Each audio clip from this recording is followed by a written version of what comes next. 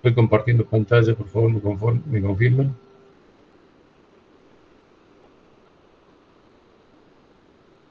¿Se ve el cuadro?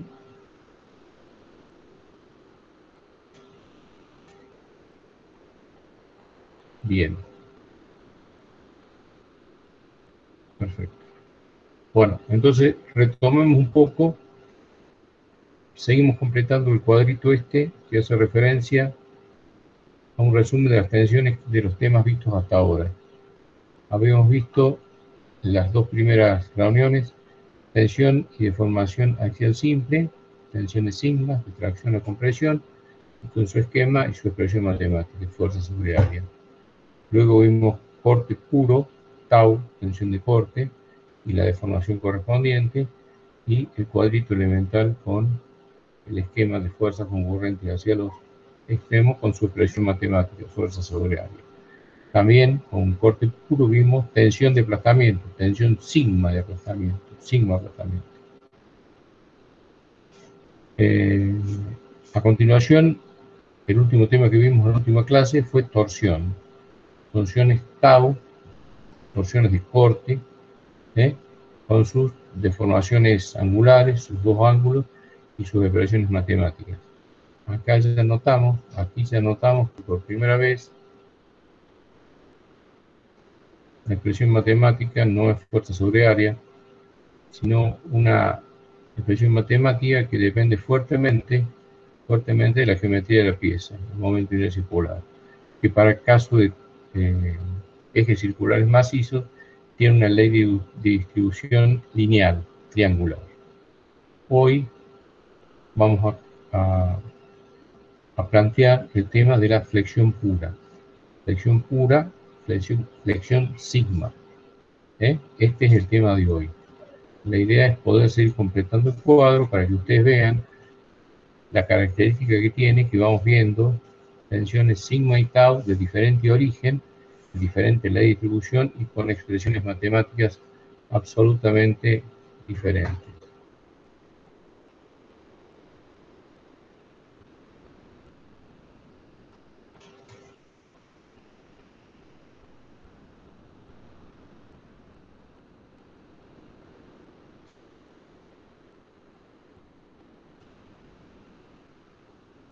¿Dudas, consultas hasta ahí?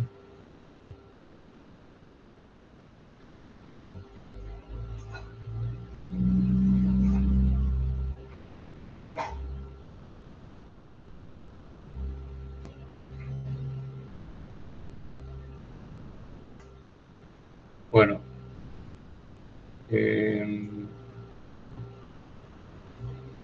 el cuadro que he puesto en la página, que era referente a elementos estructurales simples, lo he completado con algunos elementos más. Algunos de estos los habíamos conversado la videoconferencia pasada. La idea es que ustedes vayan trabajando sobre esto, vayan trabajando sobre estos elementos e identificando para cada uno de los casos a qué tipo de tensiones está trabajando. Algunas de ellas son las que están aquí, algunas las hemos visto, otras van a quedar para más adelante. En este caso, lo he ido completando. Esto es para que ustedes lo vean, ustedes lo controlan. Fíjense, en este caso, este elemento que trabaja atracción, su sección crítica, ¿cuál es? El troquelado. Entonces, si bien su expresión matemática es fuerza sobre área, evidentemente el área más debilitada, ex profeso, a propósito, es esta para que se corte. Es un caso donde la ingeniería ha trabajado de manera de facilitar el proceso de corte. En este caso, la sección crítica es esta sección troquelada para producir el corte efectivamente en esa área. He introducido dos elementos más. Por ejemplo, fíjense en este caso, este elemento de acá se tira, y acá se tira, y acá se tira, y respecto a esta barra, esta barra, por el efecto de esta fuerza aquí, está torsionada. Esta barra horizontal está torsionada, además de flexada, que vamos a ver hoy, además de flexada. Esto le produce flexión. ¿Por qué? Porque es una fuerza que está fuera del plano de la estructura. Estoy refiriéndome a esta barra. Acá hay otro detalle. Respecto a esta barra, aquí tengo una fuerza que tira, que está fuera del plano de esta barra, por lo tanto provoca una torsión. Este elemento está sometido a flexión, como vamos a ver hoy, y además a torsión. Que también puede ser el caso, bueno, en este caso, aquí sería una flexión, una resultante aquí, por el plano de dibujo, este elemento además de compresión está sometido a flexión. Bueno, es para que ustedes trabajen sobre este elemento. ¿Dudas, consultas hasta aquí? Vamos a trabajar en un documento hecho en base al documento del GER. No lo he podido poner en la página porque no soporta la página un documento tan grande. Por eso es que se lo he enviado por correo, algunos lo han recibido, no. Si no se lo pasan entre ustedes en la página, no puede ser incorporado por su tamaño, no lo soporta. De todas maneras, hay un documento en la página que sirve como resumen. Este elemento, el de la página, lo pueden tener a mano, sirve como resumen de los elementos indicados en la bibliografía. ¿Dudas, consultas hasta aquí?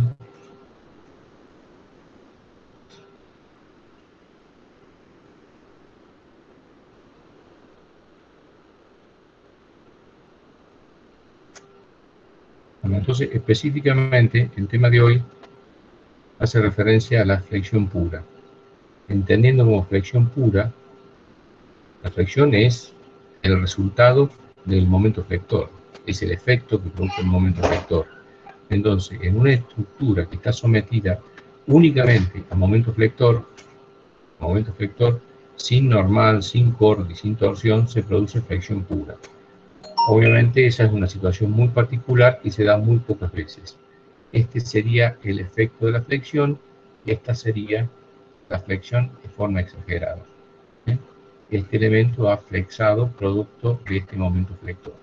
Sería el caso también de esta barra bien apoyada sometida a dos momentos. En este caso no hay normal, no hay corte. Entonces en este caso estamos en flexión pura.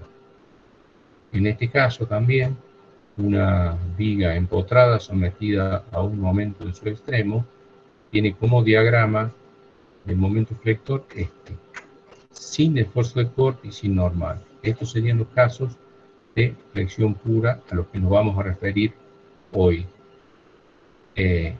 A continuación vamos a ir incorporando otros elementos, complejizando y completando los conceptos de flexión.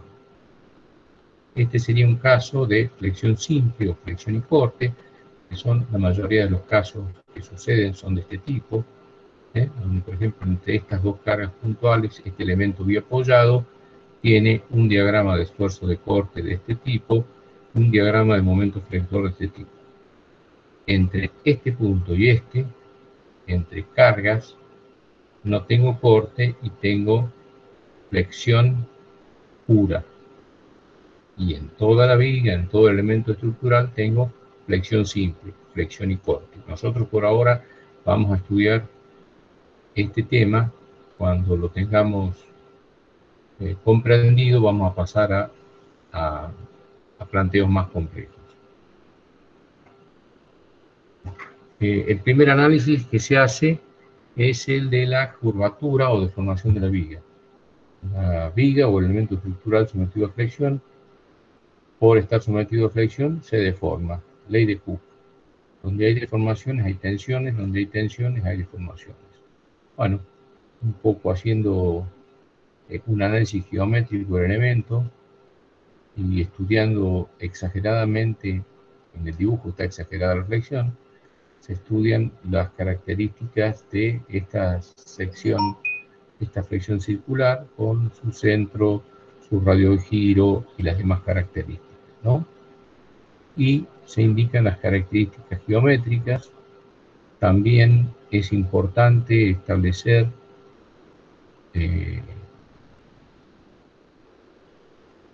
los signos.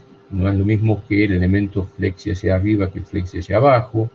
Como los elementos van a tener flexiones en distinto sentido, A algunos le daremos signo positivo y otros signo negativo. Eso es parte de una convención. No hace al fondo del tema, pero es parte de la convención.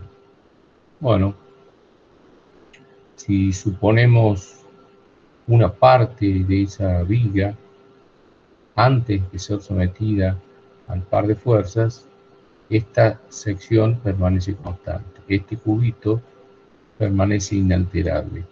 Una vez que flexa, esto para una sección cualquiera, una vez que flexa y se deforma, producto de los momentos flectores, tiene esta forma.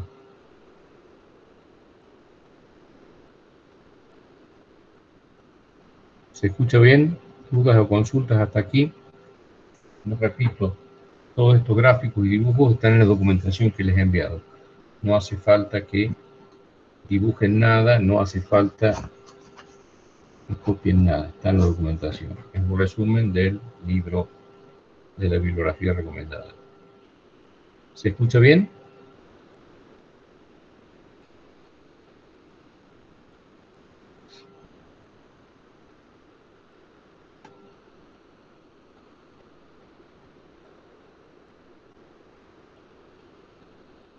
Bien, perfecto.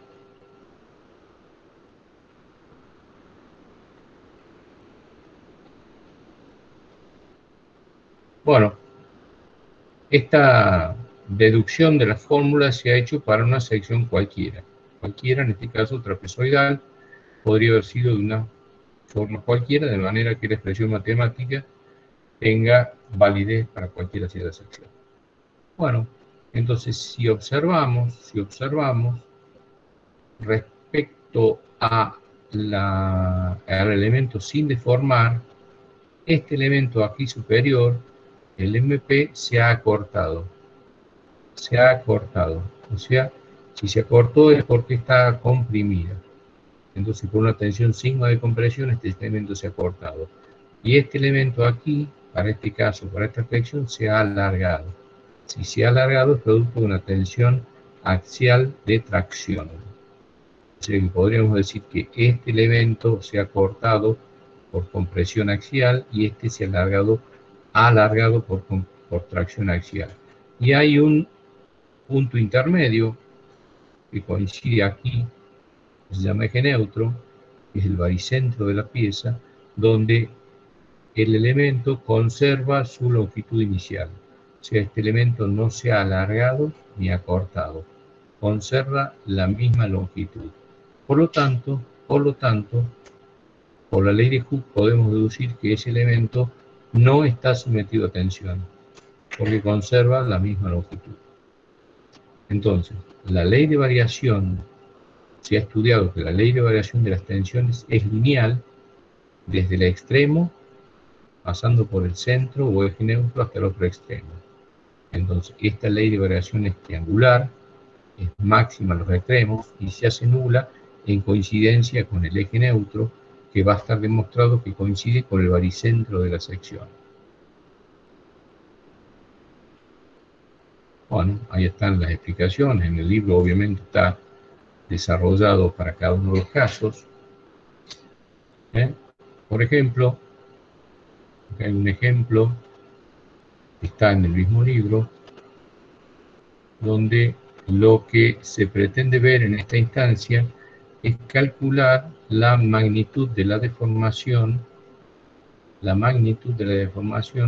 de manera de que caigamos en cuenta de que la deformación, en los dibujos está exagerado, pero en los elementos flexados que utilizamos en la parte de ingeniería estructural, esa deformación es muy pequeña y casi imperceptible a la vista. Para este caso, con estos datos, aplicamos las expresiones matemáticas correspondientes y obtenemos que el ángulo θ de flexión expresado en radianes 0.2 y un ángulo de 1.1 grados. Como vemos, este grado de formación es muy pequeño y la relación entre la longitud del elemento estructural y el descenso el descenso que se tiene, o sea, la relación de la longitud con el descenso, es para este caso 200. O sea, 200 veces más largo el elemento que el descenso. Este es un parámetro que los ingenieros deberemos definir. Esto es a definir cuando calculamos o pretendemos que los elementos estructurales trabajen de determinada manera. Deberemos verificar que no sobrepasen las tensiones admisibles para que no se rompan o deterioran y que no sobrepasen las deformaciones admisibles. Esto de acuerdo al uso que le demos a este elemento estructural, tendremos que prefijar este valor. De manera que este elemento no quede inutilizado por la deformación que tiene. Este tema de deformaciones lo veremos específicamente y cómo calcularlo más adelante. Por ahora lo que queda en claro es que estamos hablando de deformaciones imperceptibles o casi imperceptibles a la vista, y que son un parámetro de diseño sobre el cual deberemos trabajar. Específicamente, para una sección como la anterior, supongamos esta, parecida a la anterior, este es el borde superior y este es el inferior, este es el eje neutro que coincide con el baricentro de la pieza. Entonces está demostrado que para tensión axial pura, la ley de distribución de las tensiones es triangular, lineal. No ya uniforme como en los casos anteriores, que en todos los casos anteriores recordemos que las tensiones eran fuerza sobre área, por lo tanto eran rectangulares, constantes. En este no, en este caso no son constantes, son lineales. Y la tensión es directamente por Hooke proporcional a la, de acuerdo a Hooke, la tensión sigma es E, módulo de elasticidad longitudinal del material, por epsilon. Decirle que se calle.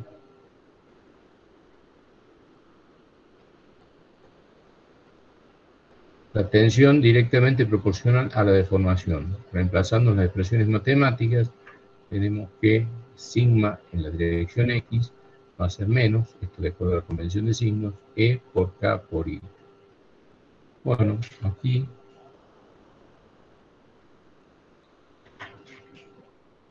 se hace un análisis respecto a la ubicación del eje neutro.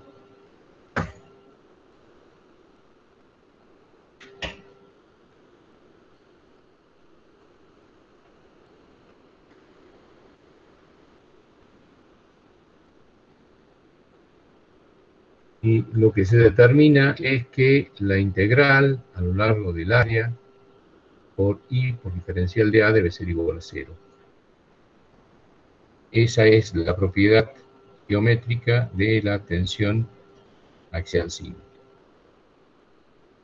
Y eso, bueno, la explicación está acá, y eso es lo que hace que coincida con el baricentro de la pieza. O sea, el eje neutro coincide con el baricentro de la pieza, y a través del desarrollo matemático se demuestra aquí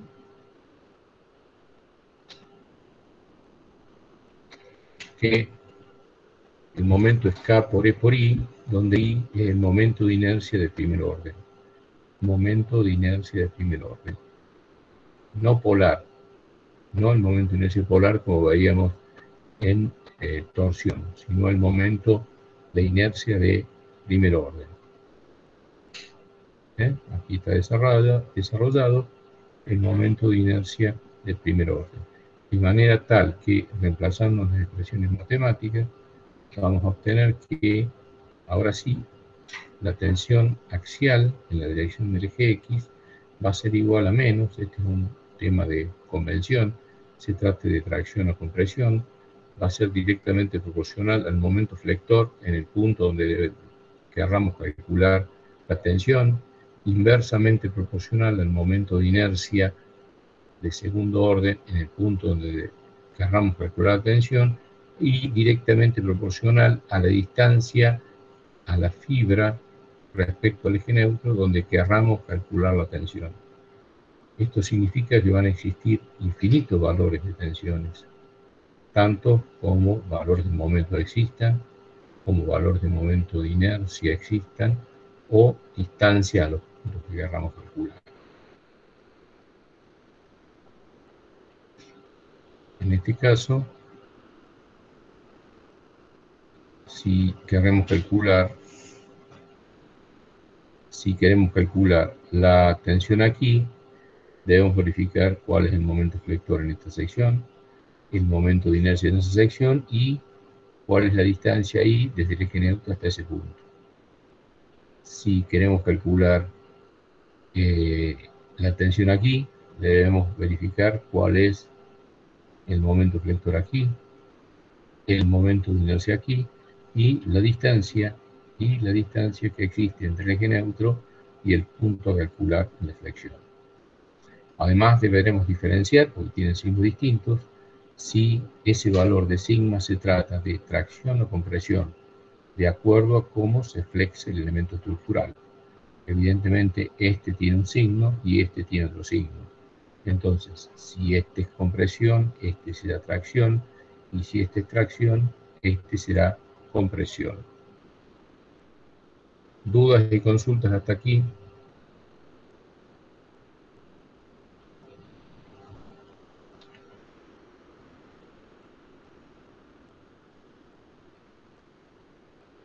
¿Dudas, consultas?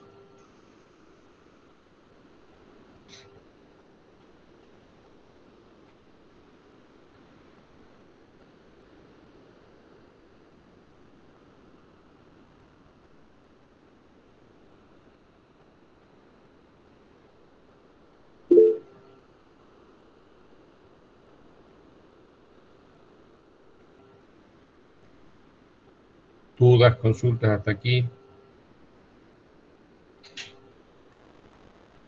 Bueno, vamos a avanzar un poquito más y luego vamos a volver.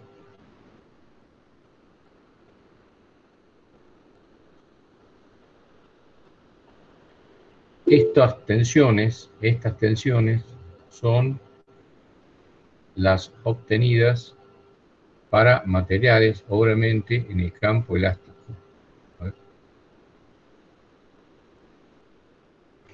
Jonathan pregunta si para este caso el eje neutro es igual al baricentro. A ver. El baricentro es un punto, el eje neutro es un eje. Entonces el eje neutro pasa por todos los baricentros de todas las secciones.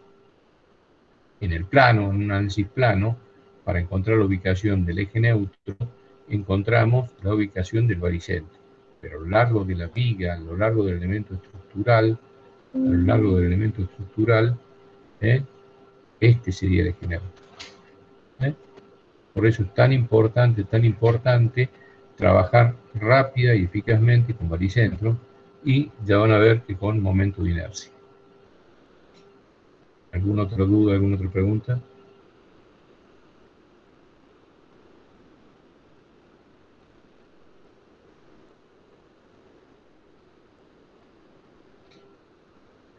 Bueno, obviamente estas expresiones matemáticas han sido obtenidas para materiales linealmente elásticos, para materiales que cumplen con la ley de Hooke. Entonces, ahí sí podremos repasar las expresiones matemáticas de sigma, y aquí está explicado el porqué del eje neutro. La única manera que esta expresión sea igual a 0 es que I sea 0. El diferencial de área nunca va a ser 0, entonces el I debe ser 0, y el I es la distancia medida desde el baricentro hasta el punto que queramos considerar. Entonces, si el I igual a 0, quiere decir que estamos específicamente en el baricentro.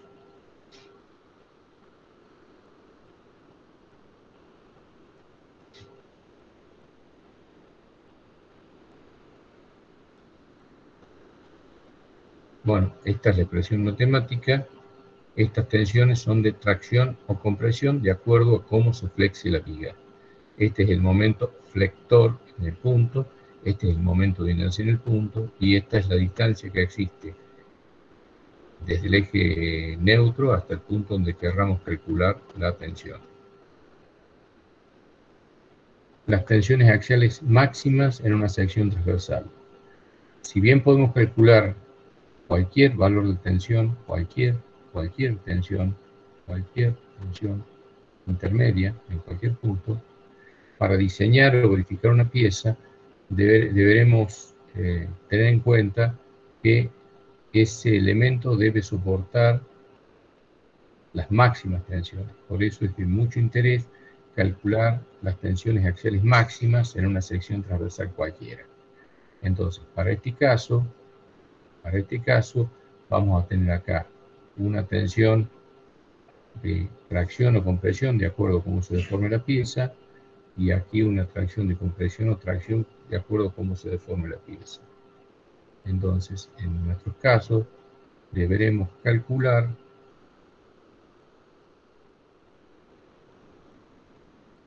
dos valores. Si esta es la distancia C1 y esta es la distancia C2, una tensión cualquiera, sigma 1, va a ser M por C1 sobre I, y una tensión sigma 2 va a ser M por C2 sobre I.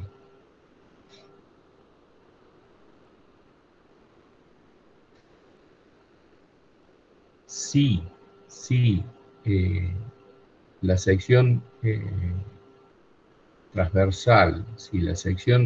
transversal, se mantiene constante, entonces podremos considerar una relación entre el momento de inercia y esta distancia C2.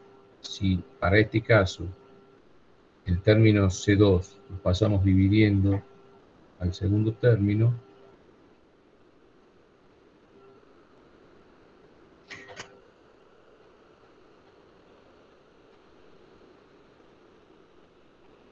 en este caso le llamamos a este valor módulo resistente. Si tenemos piezas con doble eje de simetría, entonces este valor lo podremos considerar como un módulo resistente, y tenemos esta es la expresión general, y este es el caso de una expresión particular, simplificada pero particular. Esta es la expresión matemática general, ¿sí? Esto nos permite, en lugar de calcular para cualquier punto, si lo queremos calcular para los valores límite, estos para una sección determinada serán constantes.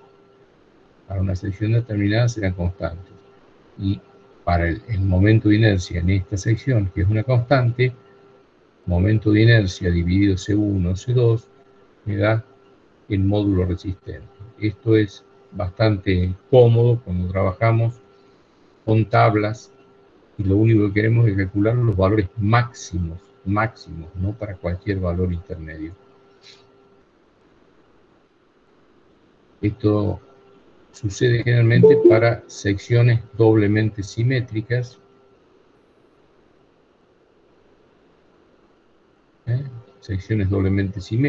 porque ya necesitamos la simetría, necesitamos que la carga esté aplicada en el eje Y, o sea, necesitábamos una estructura simétrica respecto al eje Y, porque si no era simétrica y la carga estaba desplazada, si la carga no estaba aquí en coincidencia con el eje Y, tenemos tensiones que no corresponden a una flexión pura, ¿no?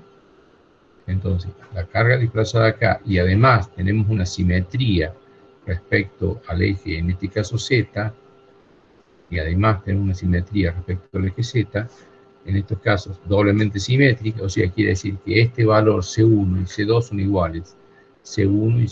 iguales. Entonces, esta expresión, a su vez, si C1 y C2 son, por ejemplo, la mitad de la altura, siempre iguales, entonces esta versión la podemos simplificar aún más, y le llamar S.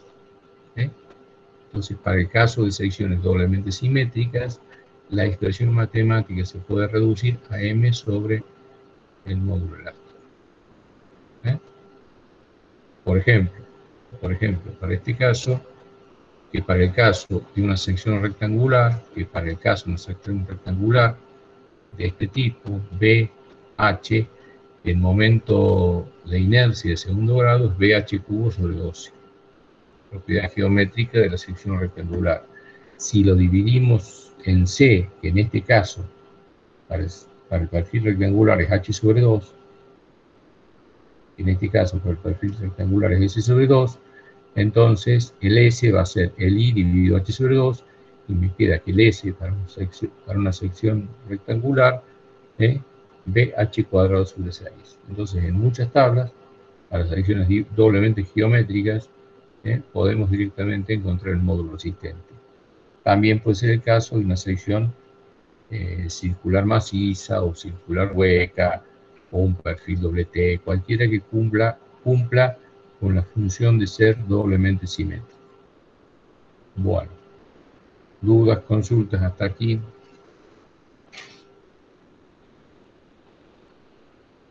Dudas, consultas hasta aquí.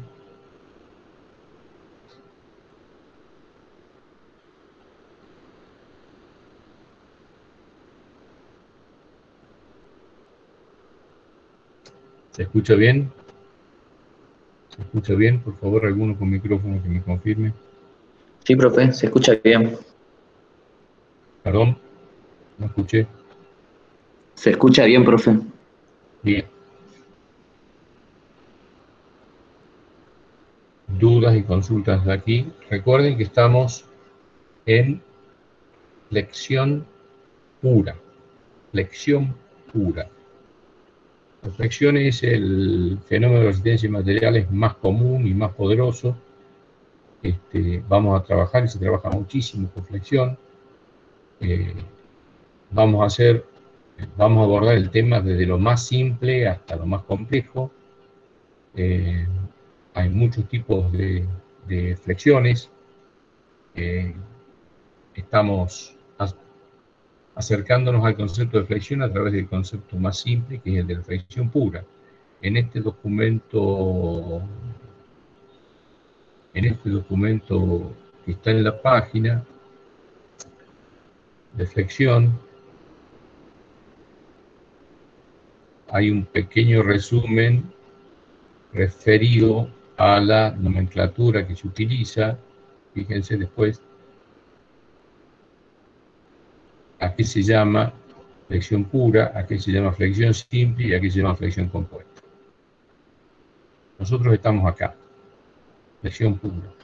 Quiere decir que estamos en la sección, tiene un momento, ¿ven? Momento distinto cero, pero no tiene ni corte, ni normal, ni corte, por eso es flexión pura. ¿Sí? Entonces, un elemento cualquiera, estamos por el momento despreciando esto y por el momento despreciando esto. Pero generalmente exigen, después lo vamos a incorporar, existen. Por el momento no estamos teniendo en cuenta ni el corte ni el normal. Estamos estudiando el fenómeno de flexión pura. Una vez que lo comprendamos, lo dominemos, vamos a poder pasar a los siguientes elementos. Este es el caso general de un elemento flexado, una viga. Puede tener, si el normal y el corte es igual a 0, flexión pura; si el normal es igual a 0, flexión simple; y si el corte es igual a 0, flexión compuesta. ¿Sí? Nosotros estamos aquí.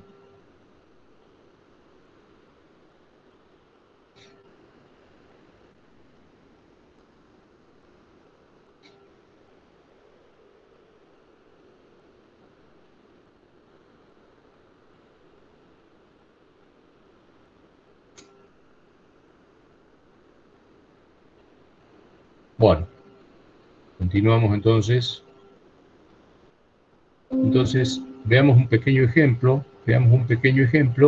de cómo calcular los valores de las tensiones. Un pequeño ejemplo de cómo calcular los valores de las tensiones. Supongamos que tenemos un elemento muy simple así, una viga biapoyada sometida a una carga repartida y una carga puntual, y una sección rectangular maciza de este ancho y esta altura. Esos son los datos. Con estos datos debemos calcular las reacciones, el diagrama de esfuerzo de corte y el diagrama de momento flector. Por el momento no vamos a tener en cuenta esto, pero el diagrama de esfuerzo de corte, recuerden que siempre lo debemos utilizar para ver, de calcular exactamente la ubicación y el valor del diagrama de momento flector. Todo esto es estática, que deben dominar totalmente. Entonces calculamos las reacciones y calculamos el diagrama de momento flector obteniendo su valor máximo.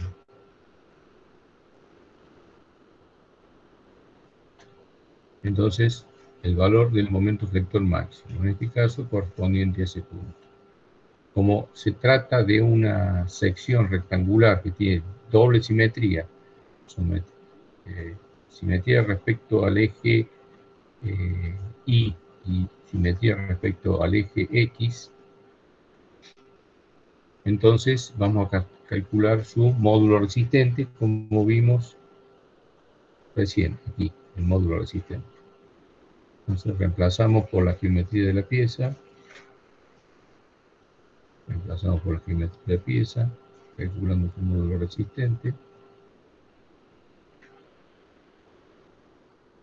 y luego, aplicando la expresión matemática, tenemos que la tensión máxima, o sea, en los extremos, tanto sea de tracción como de compresión máxima, es M sobre S.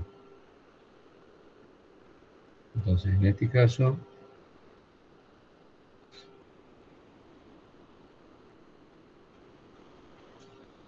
la tensión, fíjense que la operación matemática es una sola. Sigma superior o sigma inferior van a ser M sobre S porque las distancias van a ser H sobre 2. Entonces la expresión es una sola, 1710 PSI. 1710 PSI. Pero tengamos en cuenta que este elemento va a tener compresión arriba y tracción abajo, porque se va a flexar así. Compresión arriba y tracción abajo. Esto ya lo habíamos visto acá. Acá se comprimía, en este caso, y se traccionaba acá. O sea que en este caso que estamos estudiando vamos a tener compresión acá y tracción acá. Si la fuerza hubiera sido aplicada de abajo hacia arriba, la situación hubiera sido distinta. En este caso, los valores numéricos son no solo, pero tendremos que decir que aquí tendremos 1710 PSI compresión y aquí tendremos 1710 PSI tracción. Esto es muy importante porque no todos los materiales resisten lo mismo a tracción que compresión. Lo general es que los materiales resistan, tengan una tensión admisible a la tracción y una tensión admisible a la compresión. En el caso del acero estructural, que es muy utilizado, es la excepción. Coinciden esos valores, pero eso no es lo general. Entonces, por lo general, debemos calcular los valores máximos de tracción y compresión y expresarlos correctamente. Nuevamente, recalcarles que la solución matemática no es la solución física. Matemáticamente llegamos a este valor, pero si no lo interpretamos físicamente no hemos dicho nada respecto a resistencia materiales. Resistencia materiales es física. La parte matemática la debemos reinterpretar en función de los datos del problema. Y recuerden que lo general es que los materiales resistan distinto a la tracción que a la compresión. Caso típico, por ejemplo, el hormigón. Caso típico, por ejemplo, las maderas que resisten de distinta forma de acuerdo a la dirección de sus fibras. Bueno, dudas hasta aquí. dudas hasta aquí. Profe, buenas tardes. Buenas tardes. ¿Las secciones doblemente simétricas tienen alguna propiedad aparte de que nosotros tengamos otra ecuación que podemos usar? O sea, físicamente o en la vida, digamos, que yo diga que me conviene usarlas. A ver, ahora, algo voy a decir de eso ahora. O sea, hasta ahora, el tema que voy a encarar ahora va a ser las secciones más eficientes, las que deberíamos utilizar, que no son precisamente las simétricas. Las simétricas son las más comunes y porque en algunas tablas existen esos valores, hago referencia a ellos. No me parece conveniente estudiar nada de ingeniería a partir de casos particulares y creo que lleva a confusiones. La ingeniería la debemos abordar a partir de soluciones generales y los casos particulares surgirán a partir de ello. Pero existe numerosa bibliografía que los alumnos generalmente consultan, donde aparecen fórmulas que parecen más cortitas, más simples, más sencillas, y que les llaman a la confusión y que creen que están duplicadas.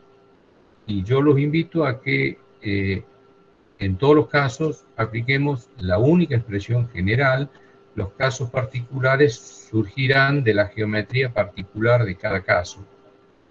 Si no, parece que estamos duplicando los temas, duplicando o triplicando la cantidad de expresiones matemáticas, y no es así. Yo creo que se va a completar un poquito con el tema este que voy a hablar ahora, referido a cuáles son las secciones que más nos conviene utilizar. Y a eso le llamamos sección eficiente. Si al módulo resistente lo despejamos, tenemos que el momento flector máximo sobre la tensión siempre admisible, siempre admisible. Si ustedes se dan cuenta, en las expresiones matemáticas que hemos visto hasta ahora,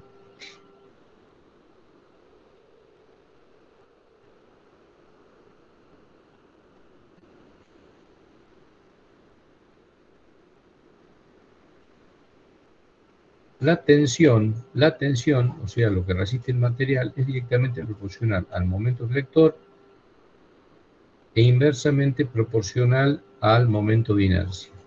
Esta es la característica del material. No podemos hacer mucho, no podemos inventar mucho el material. Los materiales son los que existen o los que se utilizan. El momento flector depende de las condiciones de trabajo. Tampoco podemos solucionar mucho. Disminuir el momento flector significa ser conscientes de que eso no va a soportar las cargas que necesitamos. Entonces, lo que sí podemos trabajar es mucho con el momento de inercia. Entonces, para que la tensión disminuya, disminuir el momento no es solución, pero sí aumentar el momento de inercia. Y el momento de inercia tiene que ver con la distribución de las masas, con la geometría de las masas y su alejamiento respecto al eje baricéntrico. Entonces, las mejoras que se produzcan con las tensiones admisibles ya han llegado a casi su límite con los aceros estructurales. Antiguamente, cuando los elementos eran mucho más pobres y eran piedra, madera u hormigón simple, sí, buscar un mejor material significa mejorar la tensión. Pero actualmente hemos llegado casi a un límite con la resistencia de los materiales. Entonces, sobre aquí difícilmente podamos trabajar, pero sí podemos trabajar mucho aumentando el momento de inercia de manera de disminuir la tensión, de manera de gastar menos material, colocar material más liviano, de manera que nuestro diseño sea mucho más eficiente y nuestro diseño no se... nuestra estructura no se dedique únicamente a soportar su propio peso, lo cual es totalmente ineficiente. Entonces, bueno, acá hay algunos perfiles típicos y la manera de buscar el momento de inercia es alejar las masas del eje baricéntrico. Entonces, para la flexión, el diseño óptimo sería tener, este es el patín o ala y este es el alma. Ala o patín ala o patín y alma. Si pudiéramos confeccionar un perfil de una estructura que tenga solamente alas, que contribuyen mucho al momento de inercia, porque es la masa por el cuadrado de la distancia, y poca alma, porque el alma no aporta mucho al momento de inercia. Entonces, este sería el diseño óptimo para, con poco material, tener mucho momento de inercia. Obviamente, a esas alas las tengo que unir con un alma. De ahí surgen unos perfiles que andan muy bien para la flexión, que son los perfiles doble T, justamente porque con muy poca masa, con muy poco material, con muy poco peso, ayudan mucho a soportar las cargas. Entonces surgen los diseños eficientes y de la comparación de las distintas secciones vemos la eficiencia de un perfil respecto a otro perfil, con independencia de los materiales. Por ejemplo, si hacemos el cociente de la eficiencia del perfil cuadrado sobre el circular, nos da 1.8. Quiere decir que la sección cuadrada respecto a la flexión es un 18% más eficiente que la circular, la sección cuadrada, y que no son de las más eficientes, Obviamente este tipo de perfiles es mucho más eficiente. Bueno, está tabulado, existen esos valores, y eso es lo que nos permite trabajar desde el punto de vista del diseño. Recuerden como que ustedes como ingenieros no les va a tocar en principio calcular secciones por cualquier motivo, sino calcular tensiones para diseñar, o sea, determinar qué sección, qué tipo de perfil, qué dimensiones tenga. Entonces este valor lo van a despejar y este valor va a pasar como dividir, y lo que van a hacer es dimensionar una pieza y determinar qué altura, qué ancho o qué número de perfil debo tener para soportar las cargas dadas. A eso se llama diseño de las piezas o verificación de las piezas. Bueno, aquí he querido representar con esta figura. Este sí no está en la bibliografía. Este es un elemento cualquiera, un estilo flexión cualquiera, no tiene nada en particular, con un perfil determinado. Y ya habíamos establecido las relaciones en estática, las relaciones que existían entre las cargas, el corte y el momento flector. Ya lo vimos, tanto es así que en estática dibujábamos uno por debajo del otro. En estática estaría este aquí, luego este y este, ¿sí? Porque establecimos las relaciones que existían entre Q minúscula, Q mayúscula y el momento flector. Ahora lo que quiero es que vean las relaciones que existen entre el momento flector y la deformación. Entre el momento flector y la deformación. Fíjense, eso lo vamos a ver en detalle cuando veamos deformaciones, pero aquí ya podemos apreciar, ¿eh? Que cuando el momento flector se anula, ¿se acuerdan? Cuando el corte se anulaba tenía el momento flector máximo, cuando el corte se anulaba el momento flector máximo. Bueno, ahora cuando se anula el momento flector, tengo un punto de inflexión en la deformada de la viga. Esta es la deformada de la viga. Esta es la viga deformada, y aquí tengo un punto de inflexión y aquí tengo otro punto de inflexión. ¿Por qué es importante esto? Y porque recuerden que los puntos de inflexión separaban la parte cóncava de la convexa, y la parte cóncava significaba que se traccionaba de un lado y comprimía de otro lado, y la convexa que se traccionaba de un lado y comprimía de otro lado. Entonces, eso me está marcando donde un elemento flexado se flexa para un lado y flexa para el otro lado. Fíjense, en esta parte el momento flector tiene un signo, en este caso negativo, pero podría haber sido positivo, y en esta parte el momento flector tiene otro signo, negativo positivo o negativo positivo. Eso quiere decir que aquí se flexa de una manera y aquí se flexa de otra manera, Por eso tiene sentido el signo del momento, si no, no tendría sentido. Entonces, acá lo que fue cóncavo pasa a ser convexo, o lo que fue convexo pasa a ser cóncavo.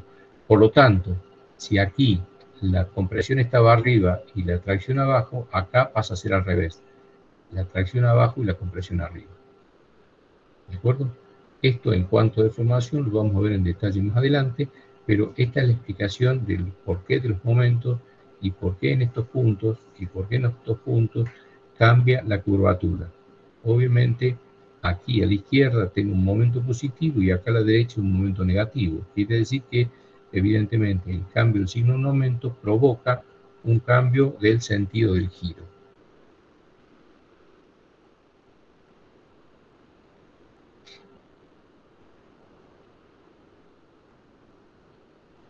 Bueno, este que tampoco, este de mi autoría tampoco está en el libro, lo que está queriendo representar es que hasta ahora habíamos considerado que el elemento estructural tenía una sección constante de extremo a extremo, o sea, ese elemento estructural tenía una sola sección, de acá a acá no cambiaba, por lo tanto tenía un solo momento de inercia. El momento de inercia acá era el mismo, acá el mismo, acá el mismo. En este caso se mantenía siempre un rectángulo, o en este caso se mantenía siempre este perfil doble T. Pero eso no se traduce en un diseño eficiente, porque por ejemplo, para el caso de una viga en voladizo, nuestro diagrama de momento flector es este. Si ahora la viga la ejecutamos con un perfil rectangular, ese perfil rectangular va a estar calculado sus dimensiones en base al momento flector máximo, o sea, en base al requerimiento de acá. Pero aquí no necesito nada. Aquí en este punto no tengo carga, no necesito sección. Acá la sección puede ser 0, o sea que el perfil ideal para esta situación, sería este triángulo. Entonces, en este caso, podríamos diseñar este elemento estructural con un momento de inercia no constante. En vez de un rectángulo, un triángulo. De manera que todos los puntos estarían trabajando a tensión admisible y no estaríamos desperdiciando material ni incorporando peso propio adicional. Nos liberaríamos de todo este peso propio inútil. También podríamos ver este esquema en una viga apoyada con carga Q repartida. En este caso tendríamos nuestro momento de inercia, 1, en este caso máximo Q por L cuadrado sobre 8. Si teniendo esta situación, ahora queremos resolver con esta viga, que soporte el doble carga, esta viga, sin cambiarla para el doble carga, evidentemente algo debemos hacer, porque esta estaba prevista para soportar una carga Q. Entonces, para el doble de carga, el diagrama de momento flector, en este caso aplicando, va a ser 2Q. Quiere decir que el momento 2 va a ser el doble. Pero si comparada con esta carga, hasta aquí me resistía esta carga. Quiere decir que de aquí hasta aquí en este tramo, la viga puede ser la misma. La sección de la viga puede ser la misma. En estos tramos no tengo problemas porque no me supera este valor. En este tramo a este tramo no me supera este valor, pero sí en el tramo central. En el tramo central, evidentemente, si no hacemos algo, se va a romper. Entonces, lo que podríamos hacer es reforzar, mantener esta para el doble carga, reforzando en coincidencia con el tramo central, únicamente, y no en los extremos que no hace falta. O otra solución, por ejemplo, si trabajáramos con un perfil T,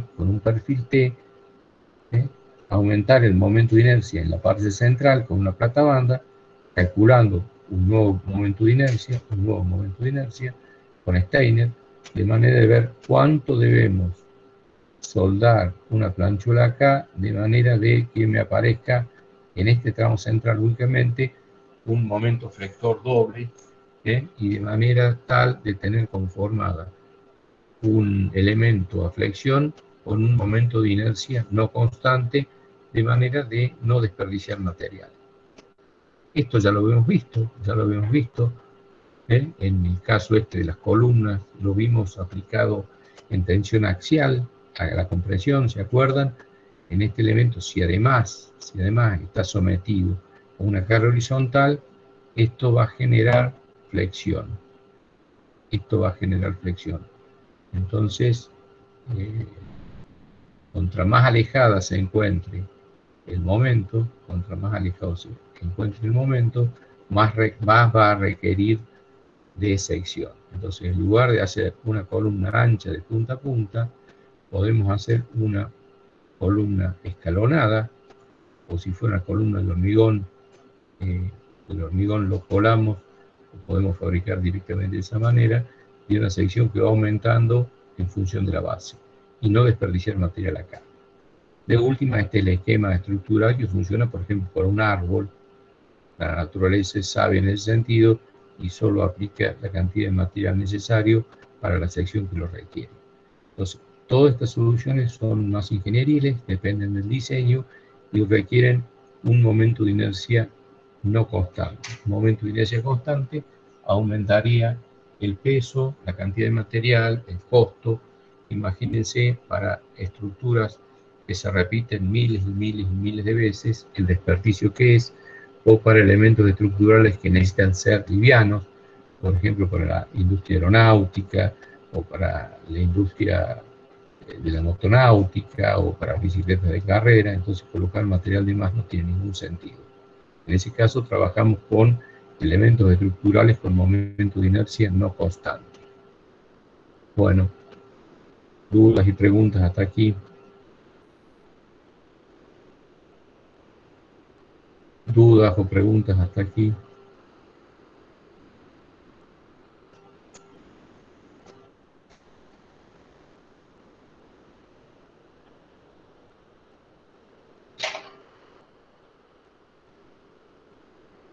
Consultas, dudas.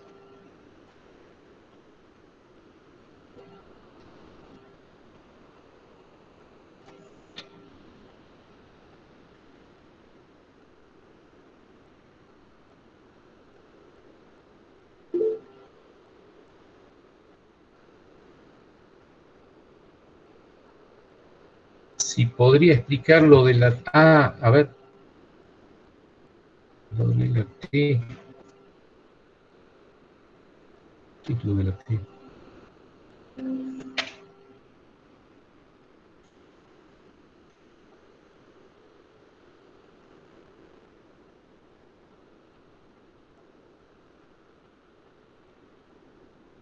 A ver, ¿quién me consultó? No, profe, era el último que expuso sobre lo de la viga, que reforzamos la parte del medio y después Bien, todo sobre la T, que ahí no lo entendí bien, profe. bien, perfecto. Ahora sí, gracias. Bueno, en este caso,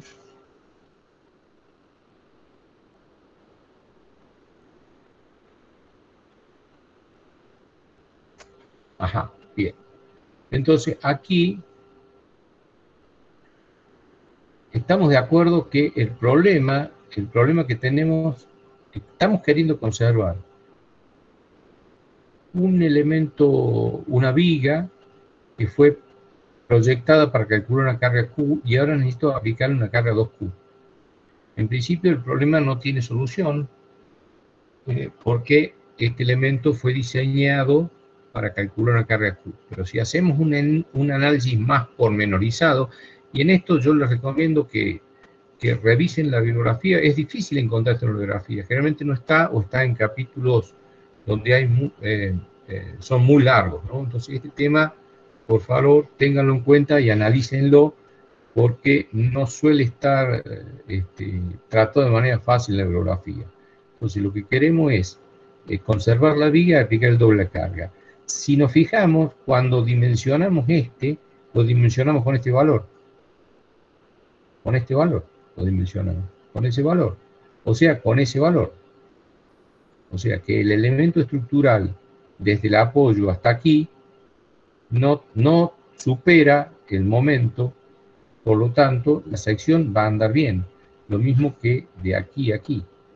No va a tener problema porque el momento flector al que aplicamos la fórmula es menor. Pero sí tengo un problema en el tramo central. En el tramo central, el momento este es superior a este. Entonces se proponen varias soluciones. Por ejemplo, supongamos que esté así una tabla, ¿sí? Adicionarle otra tabla en ese tramo únicamente igual, colarla, clavarla, o en el caso, por ejemplo, de una viga metálica y que este originalmente ha sido un perfil T, necesitamos reforzarlo en este tramo central. Por ejemplo, podría ser soldarle una planchuela en ese tramo, de manera tal de que el momento de inercia de este sea igual a este, porque en este momento he duplicado el momento, por lo tanto necesito duplicar el momento de inercia. Si dupliqué el momento flector, necesito duplicar el momento de inercia. Entonces tendré que hacer un cálculo aplicando a Steiner y viendo qué espesor de chapa debo aplicar, de manera de que este elemento final, el momento de inercia total final de este, sea el doble del momento de inercia de este.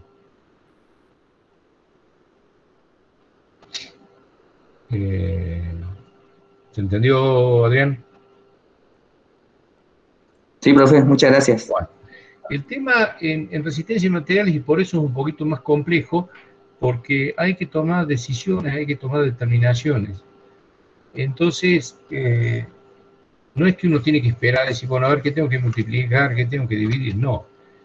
Tengo que ponerme en la postura del ingeniero que tiene que resolver un problema y resolverlo. Y ese problema existe y le tengo que dar una solución que sea lo más eficiente, lo más económica, lo más sensata posible. Entonces, buscar el camino es lo difícil. Y eso en resistencia de materiales no hay una pauta, un orden que me digan, bueno, sigo tal paso, hago tal paso. No. Cada problema lo tengo que analizar desde el punto de vista físico, de manera de abordar el problema y resolverlo de la manera más sensata posible. Entonces, no hay un esquema de trabajo, no hay una pauta predeterminada. Bueno, dudas, consultas.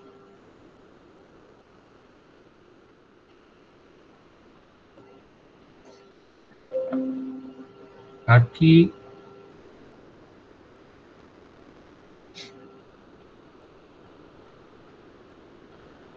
bueno, acá les ponía, esto sí lo saqué del mismo GER, el mismo GER están analizado este tema del momento de inercia no constante de otra manera, y estos son dos ejercicios que los saqué de los ejercicios del mismo GER, que figuran, fíjense, elementos, cómo están diseñados, este va aquí, este va aquí, este va aquí, de manera que impliquen momentos de inercia no constantes, momentos de inercia constante. Estas son las secciones de elementos flexados que van variando de acuerdo al requerimiento, de manera de minimizar el peso y minimizar la utilización de material.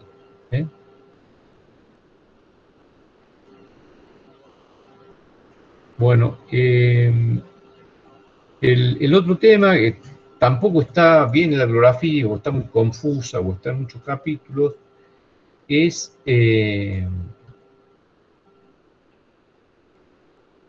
cuáles elementos o dónde debo considerar las secciones críticas. En este ejemplo he vuelto a dibujar aproximadamente una viga sometida a un sistema de carga cualquiera, acá no lo he dibujado porque no interesa, y aquí sigue el diagrama de momento flector haciendo hincapié en que, fíjense, acá tengo justamente los puntos de inflexión, que se demuestra a través del análisis matemático. Así como en el análisis matemático demostrábamos que con el corte nulo aparecía el momento flector máximo, de la misma manera se demuestra que donde el momento flector es nulo, aparecen los puntos de inflexión. Entonces, esto me genera, supongamos que tenga un elemento estructural que se ha deformado de esta manera y que tenga este diagrama de momento flector, donde tengo tres extremos relativos. M sub A, M sub B y M sub C. ¿Me siguen hasta ahí? Bueno. ¿En qué se diferencia M sub A de M sub C? Y se diferencia en que tiene distintos signos. De acuerdo a la convención que adopten ustedes, podrá ser positivo o negativo positivo. No insisto mucho en esto porque en la bibliografía está de diferentes maneras. Entonces, lo que sí está claro es que tienen signo contrario, sea negativo positivo negativo. MA de MC se diferencian en eso. ¿Y en qué se diferencia en MA, en MB? Únicamente en el valor del módulo. Porque en los dos implica tracción arriba y compresión abajo, tracción arriba y compresión abajo. Entonces, lo único que se cambia MA con MB es que MA es mayor que MB. Por eso es que de estos tres valores relativos máximos, seleccionamos los dos mayores, MA y MC. MA porque implica tracción arriba y compresión abajo, y MC, compresión abajo y tracción arriba. En este caso, todo lo que suceda en MB queda contemplado en MBA. ¿De acuerdo? Entonces, en este caso, tengo dos valores de momentos flectores máximos. ¿Sí? Si además consideramos el caso general que yo les contaba hace un rato, que los materiales, en términos generales, resisten diferente a la tracción que la compresión, supongamos que estemos trabajando con un material, supongamos con bronce, con fundición, cualquier metal o cualquier material que resista diferente a la compresión que la tracción.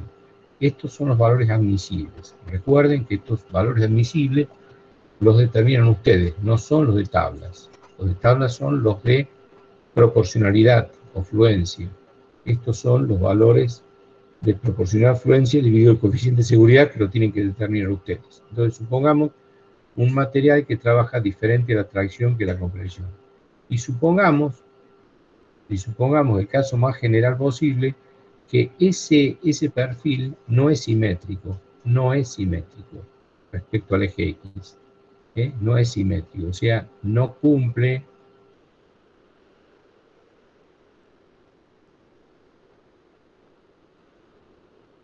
con esto, no es simétrico. Por eso les insisto, siempre tenemos que ver lo general que nos va a servir para todo. En ese caso vamos a tener una distancia C1 y C2. Entonces, si nosotros queremos determinar cuáles van a ser las tensiones máximas a que va a estar sometido este elemento estructural de manera de verificarlo, dimensionarlo, tendremos que considerar en A, la tensión en A a la tracción y la tracción en A a la compresión, que tiene valores distintos. En A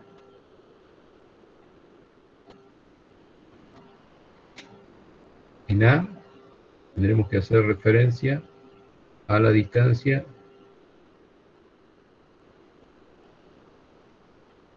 para la tracción a la C2 y para la compresión a la C1, que se produce la tracción arriba y la compresión abajo. Y no el mayor de estos, porque evidentemente este es mayor porque C2 es mayor que 1, pero puede ser que este material no resista más a la tracción que a la compresión. Entonces aquí tendríamos la tensión en A a la tracción y aquí la tensión en A a la compresión. Y lo mismo pasaría en C. En C, el momento actuante ya es M sub C. No M sub A, M sub C. Supongamos que el momento de inercia es el mismo. La sección se mantiene, pero aquí la tracción se da abajo, o sea, C1. Abajo hace tracción y comprime arriba. Entonces aquí, para tracción C1 y aquí para compresión C2. De aquí voy a obtener este valor, estos 4 valores. Y deberemos comparar el máximo de tracción con el admisible para ver si la pieza funciona o no. Y de estos dos, ver cuál es el mayor y compararlo con el admisible de compresión. Si fueran menores, la pieza estaría verificada. Si las tensiones fueran menores que las admisibles, la pieza estaría verificada. Si los valores de las tensiones son mayores que las admisibles, este elemento estructural así no va a andar. Deberemos redimensionarlo y darle mayor sección o mayor momento de inercia. No verificaría. O sea, si estas tensiones resultaran menores que las admisibles, verifica. Si estas tensiones resultaran mayores que las admisibles, evidentemente no verifica la estructura y habría que rediseñarla.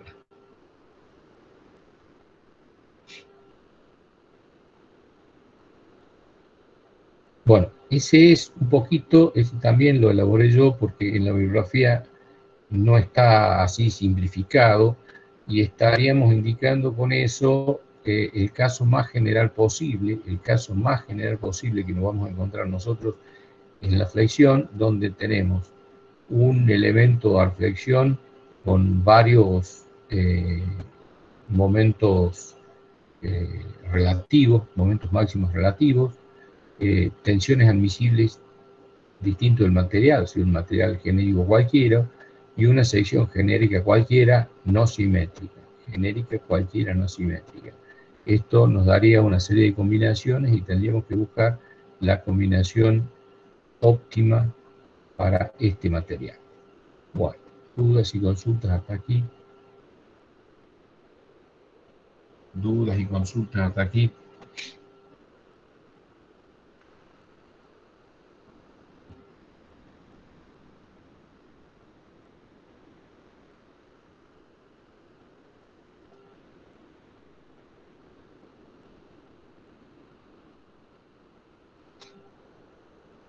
¿Alguna duda, alguna consulta?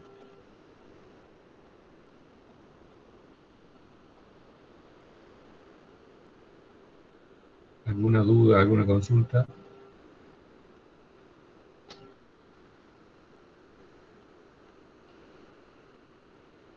Bueno.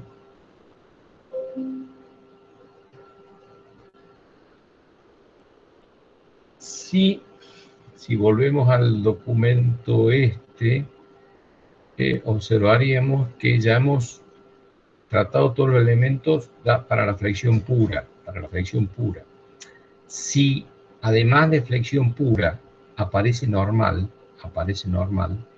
estamos en presencia de flexión compuesta.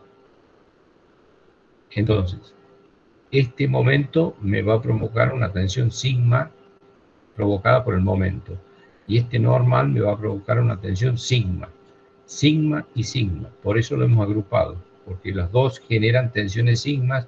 Esto es lo que vimos ya en la primera videoconferencia, tensión axial pura. Y este es el tema de hoy. Entonces, eso va a hacer que vamos a tener una combinación de situaciones. Por ejemplo, nosotros habíamos visto ya en las primeras clases esta situación. Tensión axial pura. Sigma igual a fuerza sobre área. Y la que acabamos de ver es esta. Es flexión. Sigma igual al momento flector por I sobre I. ¿Sí?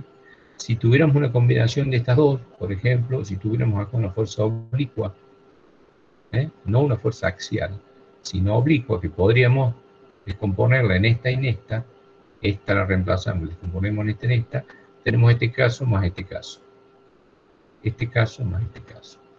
Flexión compuesta. Entonces, la tensión sigma va a ser fuerza sobre área más menos momento flector por I sobre I.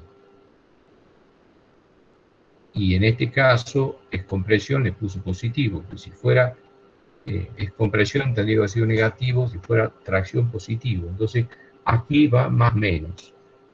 Entonces, la expresión general de fricción compuesta es más menos fuerza sobre área, más menos momento flector por I sobre momento de inercia. Y aquí, ¿por qué más menos? Y bueno, ya hemos visto por qué esto cuando se deforme, aquí se va a traccionar y aquí comprimir. Aquí va a tener un signo y aquí otro. Pero si esta fuerza va a aplicar para el otro lado, se va a comprimir de este lado y traccionar de este lado. Entonces, este valor va a depender que sea tracción o compresión y se va a dar de un lado tracción y de otro compresión. Por eso me van a aparecer estos dos valores. Este puede ser uno solo, pero para este tipo de piezas, me van a aparecer dos valores. En una cara uno y en otra cara el otro. Este está representando una especie de semáforo, algo por el estilo, podría ser un esquema estructural de esto, donde ya no tengo una columna, una carga axial, sino que tengo una carga aquí, aplicada, por ejemplo, en el baricentro del semáforo, que va a provocar que esta columna, además de estar comprimida, está flexionada producto de esta fuerza por esta distancia. Entonces, para este caso podríamos aplicar esto. Entonces, en este caso va a tener compresión, de este lado va a tener tracción y de este compresión. Que podría ser el caso de una viga cualquiera, sometida a una carga acá, por ejemplo, oblicua. Esto va a generar un caso como este, donde tengo normal, ¿ven? Donde tengo normal. Entonces acá tengo normal y momento flector, y estoy acá, en flexión compuesta. ¿Sí? En flexión compuesta. También, sacado de la bibliografía, dos ejemplos.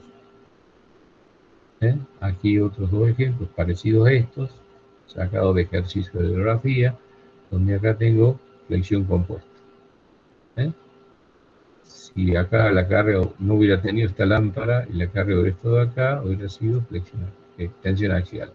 O en este caso, esta palmera que está recostada, cuyo esquema estructural es este. Ya la carga por peso propio ya no es axial, sino que está inclinada, acá representando, ¿no? Acá representando el esfuerzo de los cocos y acá el de la palmera. Entonces en este caso tengo flexión compuesta. Entonces, como cada una de ellas genera tensiones sigmas, las puedo sumar, porque son sigmas y sigmas. De la misma manera que podía sumar fuerzas en X con fuerzas en X, o fuerzas en Y con fuerzas en Y, resistencia y materiales, puedo sumar algebraicamente tensiones sigma con tensiones sigma, o tensiones tau con tensiones tau.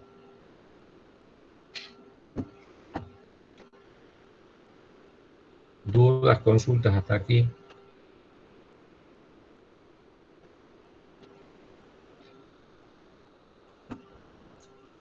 ¿Dudas, consultas hasta aquí?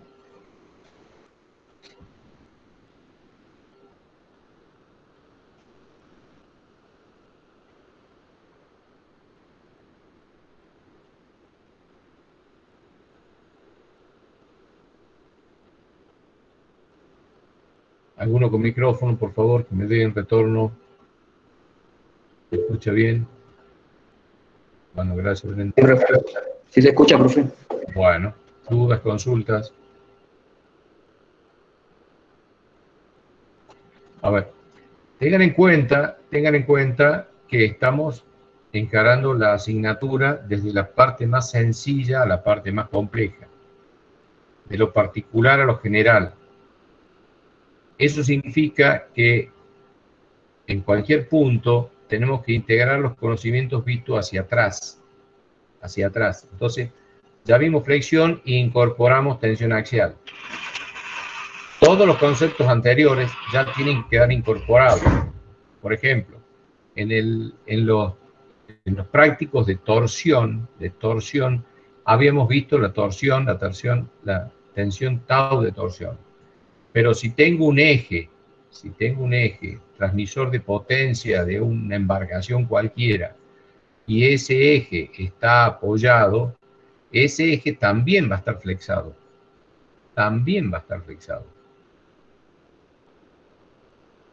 Y las tensiones de torsión van a generar, como ya vimos, tensiones tau.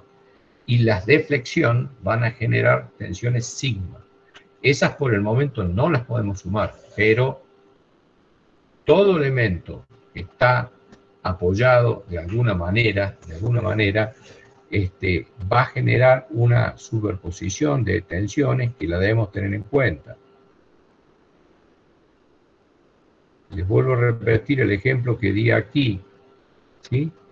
Este elemento está apoyado acá y apoyado acá, ¿sí? Si le sacáramos sacando esto, es una viga. Está sometida a flexión. ¿Sí? Tiene tensiones sigma en flexión. Con este elemento, tirando de acá, además de la flexión, tiene torsión. O sea, este elemento tiene flexión, nada más. Pero este elemento tiene tensiones tau de torsión y tensiones sigma de flexión. Entonces, cada elemento que vamos incorporando va incorporando nuevos conceptos a los anteriores. Por eso acá lo que se pregunta es cuál o cuáles de todas estas tienen. Fíjense, en este caso tengo la axial y la flexión. En este caso tengo tensión axial de compresión y tengo tensión axial de flexión. ¿Sí? Porque este caso es representativo de esta situación, de esta situación.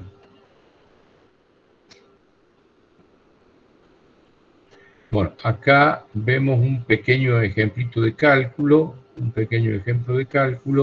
de una situación parecida a esta. Acá tengo una excentricidad, o sea, tengo un momento, ¿eh? Aquí está, ¿eh? ¿Ven? La fuerza no está aplicada en el baricentro, está aplicada con una excentricidad. Eso genera un momento flector. Entonces, este elemento no es solamente está sometido a compresión axial, sino a flexión, ¿sí? Para esta sección.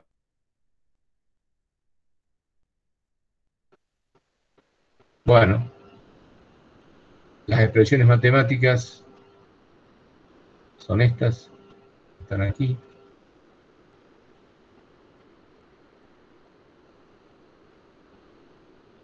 Ahí están, ¿ven? La carga sobre el área, el momento flector sobre el momento de inercia por la distancia del eje baricéntrico. Ahí tengo. De la geometría de esta pieza, se calcula su sección, que necesito acá, su momento de inercia, ¿eh? Y acá la excentricidad de datos. Por lo tanto, ya puedo reemplazo en la ecuación y obtengo los valores de sigma x, ¿eh? Menos 3703 más 1,48 más 1,4 SI. Por lo tanto, sumo, tengo para tracción tanto, para compresión tanto. Y el diagrama es el siguiente, ¿sí? Tengan en cuenta que este valor de flexión, a este valor de flexión le tengo que sumar y restar el valor de compresión. Entonces va a quedar un esquema de este tipo. En este caso, este valor nulo no es por el eje neutro, sino por la presencia de la combinación de la tensión axial, pura y flexión. En este caso, voy a tener, el centroide sigue estando acá y el eje neutro se ha desplazado producto de esta flexión compuesta. Un ejemplo de aplicación. Bueno, y con eso completamos el punto en este punto flexión pura, sigma de flexión. Por el momento las deformaciones las vamos a ver más adelante. Me aparece esta expresión matemática de la flexión, que como ustedes ven no es constante, es lineal. Y este esquemita que me está representando lo mismo que vimos allá, que tengo tracción y compresión, sigma, tensión sigma. Entonces, expresión matemática no es ya esta constante, tampoco lo era en torsión y mucho menos en flexión. Como ustedes ven, fíjense, me van apareciendo tensiones sigma y tau de diferente origen, diferente ley de distribución y diferente expresión matemática. Por eso es tan importante descubrir de qué se trata. Total, esto lo veo en algún manual. Si yo puedo determinar en presencia de que estoy, esto voy y lo busco en algún manual. Para eso está ejemplos de este tipo, ejercicios de este tipo, que nos ayudan a identificar en qué situación estamos. Si estamos en corte por torsión, en corte puro, en axial, en aplastamiento, en flexión, en pandeo. Si nos equivocamos aquí, todo el análisis a partir de ahí es incorrecto. Debemos ser capaces de determinar en elementos sencillos, a qué está sometido. La expresión matemática la buscaremos en internet o en algún manual. ¿Está? Bueno. ¿Dudas, consultas?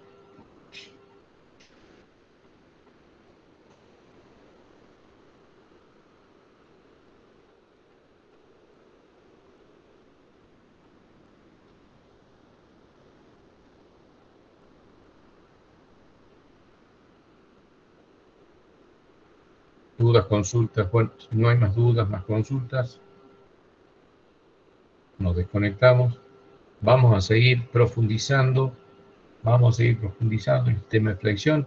Para eso es imprescindible que comprendan muy bien esto, no tengan ninguna duda, porque vamos a seguir incorporando elementos. Falta incorporar todavía el corte, todavía la deformación.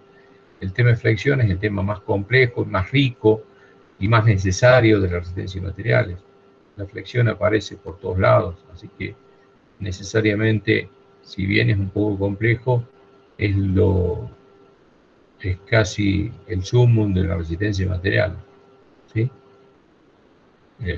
Para eso hay que concentrarse y repasar un poco y no dejar pasar los temas. Bueno, dudas, consultas.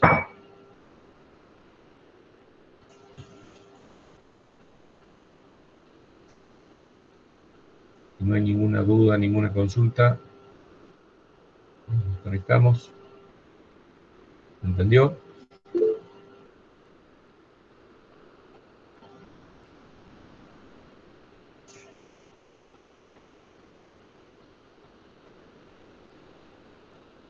A ver, Sergio pregunta con respecto a los enlaces para conectarse al Meet, en donde lo publica, porque a mí no me llega el correo. Y yo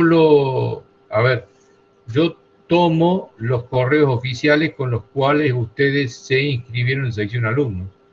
Si lo han cambiado o no les llega o lo tienen desactivado, no tengo otra forma. No tengo otra forma. Yo tomo los correos oficiales que ustedes declaran en sección alumnos y eso los tengo incorporados al correo con el cual les comunico.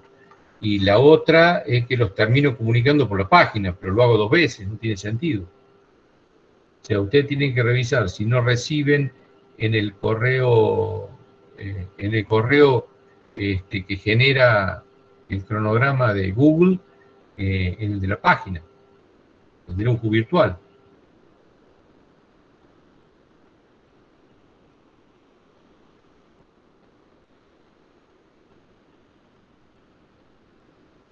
no tengo otra manera que no sea con el correo que ustedes han declarado. Si ese correo está inhabilitado, si ese correo está bloqueado o lo han cambiado, no tengo otra opción.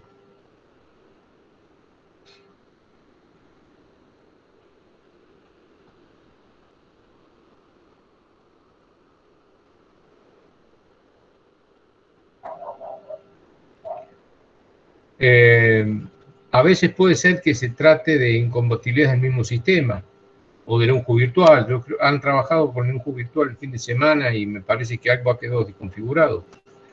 Yo directamente agarro la lista de correo con los 140 que tengo y le envío el mensaje los 140 de una sola. O sea, pongo seleccionar todos y enviar el correo. O sea, no selecciono uno por uno, no dejo afuera ninguno. Sé que hay de más, sé que estoy enviando muchos de más.